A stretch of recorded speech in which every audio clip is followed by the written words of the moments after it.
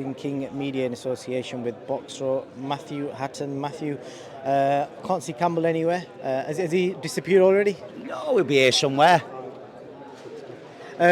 So a big opportunity for him this Saturday, fighting in front of a big crowd. He's obviously done it before, but the first thing I want to ask you about is his development as a fighter from the first day he walked into the gym to where he's at now. Because what I've noticed is he's stopping people, and I feel like he's starting to prove people wrong. Because obviously he faced a lot of criticism early on. So where do you think he's at from start to finish now? Yeah, it was always a case of when with Campbell, not if, because he is a good fighter, but he's only human. He was thrust into the spotlight very early. So yeah, he did receive some criticism early on in his career, but I'd say over the last 6 months he's improved massively. Starting to see what he can do now, and hopefully that's going to continue, and I'm sure it will. Do you feel that criticism that he faces, obviously very similar to what Conor BENN got, it's mainly because the name that he carries? Because if he was like, say, Campbell, Ian John or whatever, it wouldn't be the same, would it? No, it wouldn't, and I suffered with it a little bit in my own career. It's a double-edged sword, you get opportunities that some other fighters wouldn't get, but then again, you are open to criticism, and he's dealt with that well. What doesn't break you makes you stronger, and he's certainly showing what he can do now.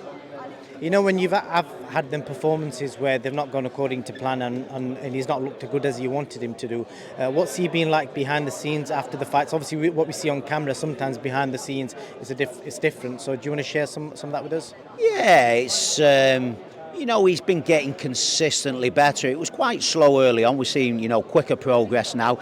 And it was only really one fight. It was at the Tottenham Hotspur on the Anthony Joshua undercard. And he was put into a silly position where he should never have been in that position.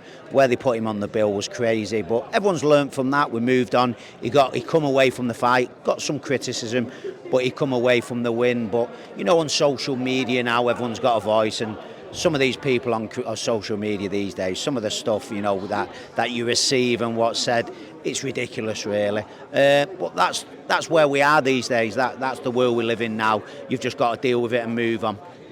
I feel like the last few stoppages that he's had is starting to show the raw talent that he has. It's starting to come through.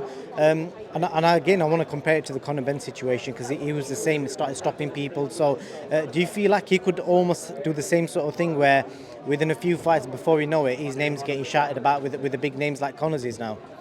Yeah, we take it one fight at a time. But yeah, we did see something very similar with Conor BENN, and Campbell's showing significant improvements now.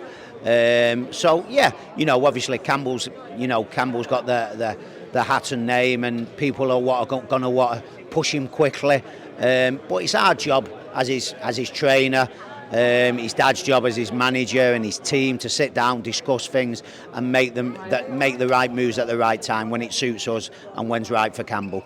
I spoke to Ricky a couple of days ago in Sheffield during this Legends tour that he's doing, and he said he's not far off like an area title fight. So if that isn't too far around the corner, because it's going to be local fighters, have you got anyone in mind? I know Akib Fiaz is here, but I feel like that might be a bigger fight than an area title. Yeah, definitely, and obviously there's a bit of a discrepancy with the weights there. I think Akib's fighting at super featherweight, Campbell's at light welterweight now, so bit of a discrepancy there weight-wise. For me, Campbell's already at area level. Joe Ducker, who Campbell boxed a while ago, won the area title not long ago, so Campbell's at area title level now. So again, if we can make a good match for him, someone local who's got a decent fan base, then we can make something like that to him maybe back end of this year.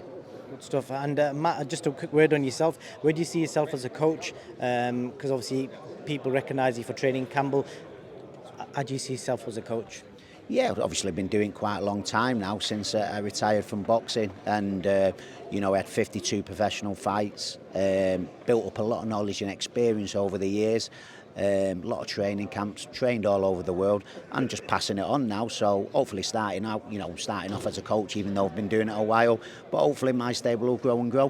What was your biggest inspiration as a trainer? Biggest inspiration as a trainer? Not too sure. You'd have to give me a bit longer on that one. Because you've been around some good trainers. Obviously, you'll have seen the Mayweathers around, Ricky, and obviously Billy Graham, etc. Yeah, Billy Graham, Mayweather, Brother Nazim, who I've done some work with, Lee Beard, Bob Shannon. I've taken little bits from all of them, and all of them have passed on a lot of knowledge to me, and it's my turn to pass it on to the others now. Good man. Matt, it's been a pleasure speaking to you. When are you going to finish the other side of the tattoos? Or is that it's just going to be one side? One side, mate, one side. Yeah, I always wanted it like that. Don't know why. Tom, I appreciate your time. Cheers, Thank mate. you. Nice Thank one. you.